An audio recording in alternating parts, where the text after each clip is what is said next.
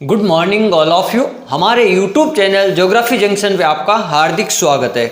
आज हम बात करेंगे मुख्य रूप से जो ज्वालामुखी है, ज्वालामुखी के प्रकार। अपन ने ज्वालामुखी के पिछले अध्याय में पढ़ा था कि ज्वालामुखी की जो अवधि के आधार पर अपने 3 प्रकार पढ़े थे और ज्वालामुखी की विशेषताएं पढ़ी थी। आज हम पढ़ रहे हैं ज्वालामुखी के केंद्रीय उद्गार के आधार पर, या अपन पढ़ रहे हैं उसके उद्गार के आधार पर कितने प्रकार का होता है। तो अपन पढ़ेंगे उद्गार के आधार पर मुख्य रूप से ज्वालामुखी 2 प्रकार का होता है। एक केंद्रीय उद्गार होता है, यानी एक किसी बड़ी नली या एक नली के द्वारा जब लावा बाहर निकलता है उसे अपन केंद्रीय उद्गार कहते हैं। फिर अपन बात करेंगे दूसरे प्रकार का जो लावा है, यानी एक दरार के माध्यम से जब कहीं 2 प्लेटों के मध्य बिल्कुल संकरी सी दरार, बिल्कुल थोड़ी सी दरार हो जाए और वहां से जब ज्वालामुखी का जो लावा है, मैग्मा है, जब मैग्मा बाहर निकलता है तो वो लावे में परिवर्तित हो, तो वहां से तो उस प्रकार से जो लावा है बाहर निकलता है और पठारों का निर्माण होता है। तो उसके बारे में अपन बात करते हैं। चलो सबसे पहले अपन बात करते हैं दरारी उद्गार, यानी जो ये ज्वालामुखी उद्गार के आधार पर कितने प्रकार का होता है। ये मुख्य रूप से आपको ध्यान रखना, उद्गार के आधार पर होता है 2 प्रकार का। कितने प्रकार का होता है? 2 प्रकार का। उद्गार के आधार पर अपन 2 पढ़ेंगे, एक दरारी उद्गार और एक केंद्रीय उद्गार। फिर अपन केंद्रीय उद्गार को फिर अपन 5 भागों में पढ़ेंगे कि केंद्रीय उद्गार किस प्रकार से 5 भागों में बंटा हुआ है। तो पहले अपन पढ़ते हैं दरारी उद्गार। जब लावा या गैस या जल वाष्प औषधि पदार्थ, यानी जो ज्वालामुखी फटेगा तो जितने भी जो निकलने वाले जो पदार्थ होते हैं वो भू सतह पर अगर दरार के माध्यम से उत्सर्जित होता है, यानी बाहर की होते हैं, किसी एक पतली सी दरार के माध्यम से जब लावा बाहर की ओर आता है तो उसे दरारी उद्भेदन कहते हैं। क्या कहते हैं? ज्वालामुखी का दरारी उद्भेदन, यानी दरार के माध्यम से ज्वालामुखी लावा या जो ज्वालामुखी का जो पतला पदार्थ होता है लावा के रूप में वो बाहर आता है, तो उसे अपन ज्वालामुखी दरारी ज्वालामुखी कहते हैं। जैसे आपके आइसलैंड का लोकी ज्वालामुखी है। आइसलैंड का कौन सा ज्वालामुखी है? लोकी ज्वालामुखी है, जो आपका इसका मुख्य उदाहरण है। यानी दरार के माध्यम से जो लोकी है उस ज्वालामुखी का निर्माण हुआ। अगर इसके अन्य उदाहरण की बात की जाए, इस प्रकार के उद्गार से लावा से युक्त मैदान या पठारों का निर्माण होता है। जब दरारी लावा जहां कहीं पर निकलेगा तो वहां से मैदान या पठारों का निर्माण होगा। किसका निर्माण होगा? मैदान या पठारों का निर्माण होगा। जैसे अपन बात करेंगे भारत में जो पठार है, दक्कन का लावा पठार, ये आपके दरारी उद्भेदन का उदाहरण है। अपन बात करेंगे कोलंबिया का पठार जो यूएसए का है, वो भी एक दरारी पठार का उदाहरण है। जैसे मैं यहाँ बात कर रहा हूँ, इस प्रकार के उद्गार से लावा युक्त मैदान या पठार का निर्माण होता है। क्या होता है? मैदान या पठार का निर्माण होता है। देखो ये मैदान और ये पठार, जब दरारी लावा निकलेगा तो मैदान और पठार जैसी संरचना बनेगी। जैसे अपन उदाहरण की बात की जाए, कोलंबिया का पठार, ये यूएसए का जो कोलंबिया का पठार है ये वाला, और दक्कन का लावा पठार, यानी 2 पठार अपन ने यहाँ पढ़ लिए। एक ये जो लोकी है, ये आइसलैंड का ज्वालामुखी, इसके कारण, ठीक है, यहाँ पर दरारी उद्गार होता है। और पठार, मैंने कहा पठार और मैदान निर्माण होते हैं, तो पठारों के मैंने आपको उदाहरण बता दिए। अब अपन बात करते हैं इसका जो दूसरा प्रकार है केंद्रीय उद्गार के आधार पर, जो सबसे इंपॉर्टेंट बात है, जो इसके कई बार उदाहरण पूछे जाते हैं कि ये कहाँ पर है। तो आपको ये ध्यान रखना, केंद्रीय उद्गार के आधार पर ज्वालामुखी किस प्रकार। देखो इसमें लावा का उत्सर्जन, इसमें जो लावा का उत्सर्जन होता है वो एक संकरी नली के द्वारा होता है। किस प्रकार होता है? संकरी नली या द्रोणी के द्वारा। यानी जब लावा का जो उद्गार होता है वो एक संकरी नली कह सकते हैं, या द्रोणी कह सकते हैं, या अपन कह सकते हैं ज्वालामुखी पाइप, उसके माध्यम या उसके सहारे एक छिद्र से होता है, एक छिद्र से होता है। इस ज्वालामुखी से लावा भयंकर आवाज के साथ, इस ज्वालामुखी से लावा जब भयंकर आवाज के साथ में और बड़ी तीव्रता, यानी अधिक तीव्रता के साथ में बाहर आता है, तो इससे जो लावा बाहर निकलेगा इसको अपन कहते हैं केंद्रीय उद्गार के आधार पर। जैसे अपन बात करते हैं अत्यधिक विनाशकारी होता है, ये जो केंद्रीय उद्गार से जो लावा निकलेगा ये अत्यधिक विनाशकारी होता है। और यह ज्वालामुखी से जब ये अधिक तेजी से आवाज करेगा या अत्यधिक जो विनाशकारी होगा तो इसके आसपास में कहीं भूकंप भी आ सकते हैं, क्योंकि ज़्यादा तेज गति से अगर बोलेगा, कोई आवाज़ करेगा या ज्वालामुखी या फटेगा तो क्या होगा, आसपास के इलाकों में आपके भूकंप भी आ सकता है। जैसे अपन बात करते हैं, इसलिए इस ज्वालामुखी प्रकार को अपन कहते हैं विस्फोटक ज्वालामुखी प्रकार। जो केंद्रीय ज्वालामुखी प्रकार है, जब ये तेज गति से और अत्यधिक जो विनाशक होता है उसको अपन क्या कहते हैं, विस्फोटक प्रकार का ज्वालामुखी कहते हैं, जिनके इस ज्वालामुखी के क्षेत्र में कहीं कहीं आपको भूकंप आने की प्रबल संभावना रहती है। जैसे अपन बात करते हैं, अपन में एक छोटी सी सामान्य बात बताऊं कि जहां जहां विश्व में सबसे ज्यादा जो ज्वालामुखी फटते हैं वहां वहां आपके भूकंप के क्षेत्र है। यानी जो भूकंप और ज्वालामुखी के लगभग 95% जो क्षेत्र हैं वो लगभग सेम है। जहां ज्वालामुखी होएगा वहां भूकंप आएगा, जहां भूकंप होएगा वहां ज्वालामुखी होगा। जब अपन ज्वालामुखी पेट या पढ़ेंगे तो उसमें अपन बताएंगे कि ज्वालामुखी के कौन कौन से क्षेत्र है। तो अपन बात करते हैं सबसे पहले केंद्रीय उद्गार के जो प्रकार है, मुख्य रूप से उन प्रकारों में अपन पहला बात करते हैं, ए नंबर लगाया हुआ, हवाई तुल्यन ज्वालामुखी। अब ये जो अपन केंद्रीय उद्गार की बात कर रहे हैं, इनके तीव्रता के क्रम के अनुसार अपन बात कर रहे हैं कि जो पहला होगा उसकी तीव्रता थोड़ी कम होगी, फिर धीरे धीरे जैसे जैसे जाएंगे उनकी तीव्रता का लेवल बढ़ता जाएगा।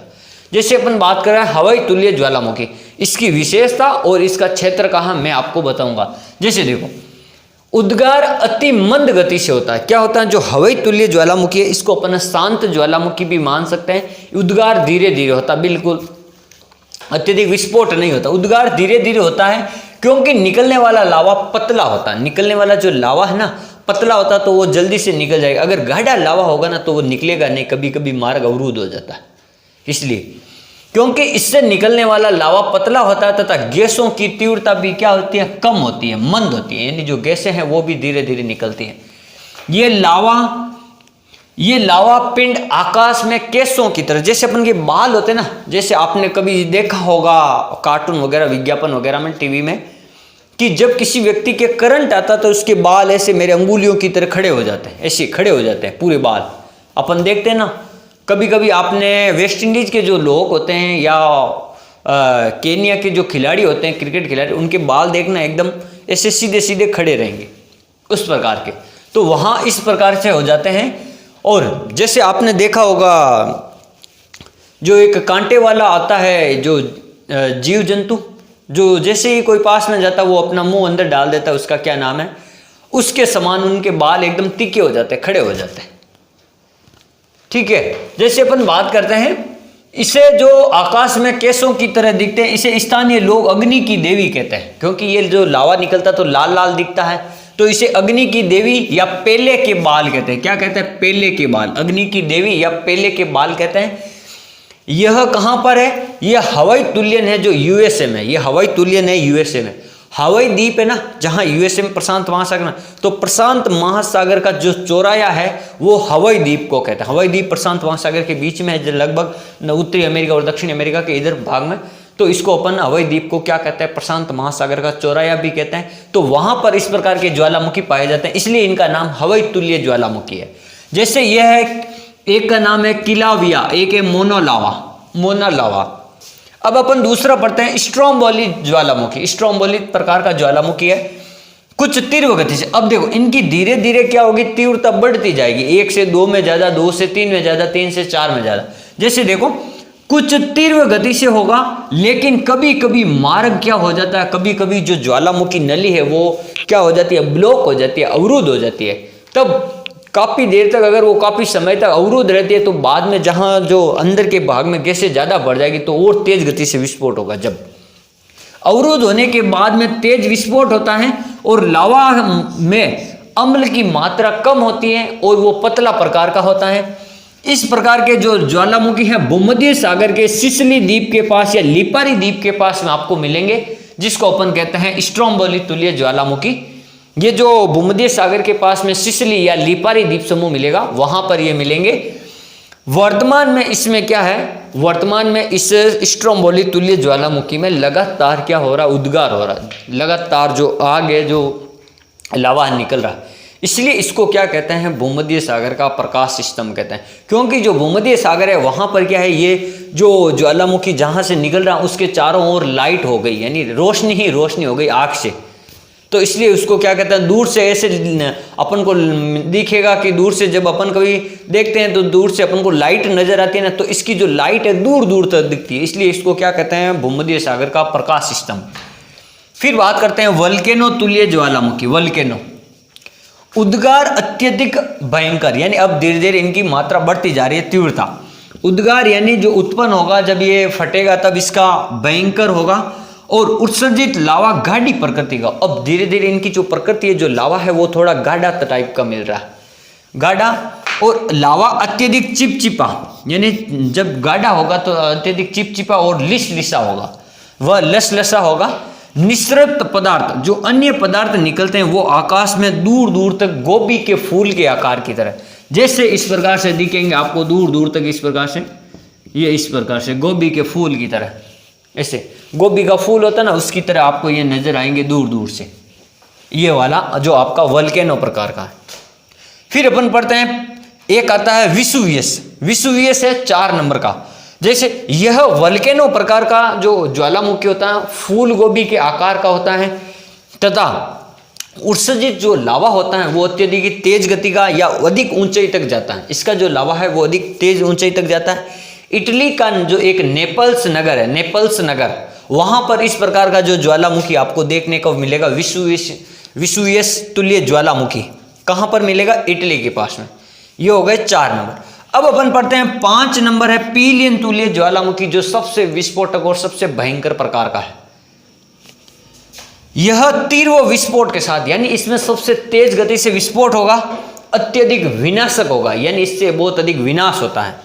और गाढ़ा लावा होगा, सयांता अधिक, यानी जो गाढ़ा लावा होता है ना उसकी जो सयांता है वो अधिक होती है।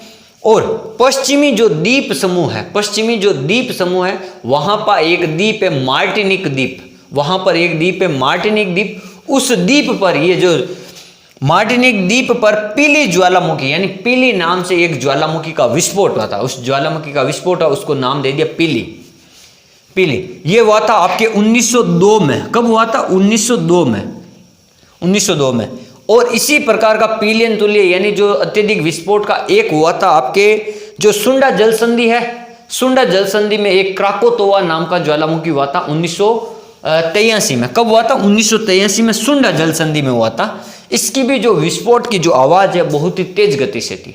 और इसकी जो सुंडा जल संधि है जो आपको हिंद महासागर में मिलेगी, ये इसकी जो आवाज थी ना, ये ऑस्ट्रेलिया और न्यूजीलैंड तक सुनाई दी थी, ऐसा माना जाता है और ऐसा कहा जाता है और ऐसा हम पढ़ते भी हैं कि जो ये इतना तेज गति से इसका विस्फोट हुआ या इसकी जो आवाज़ थी वो इतनी तेज थी कि ऑस्ट्रेलिया और न्यूजीलैंड जैसे देशों में भी इसकी आवाज़ सुनाई दी थी। क्राकोतोवा जो सुंडा जल संधि में है।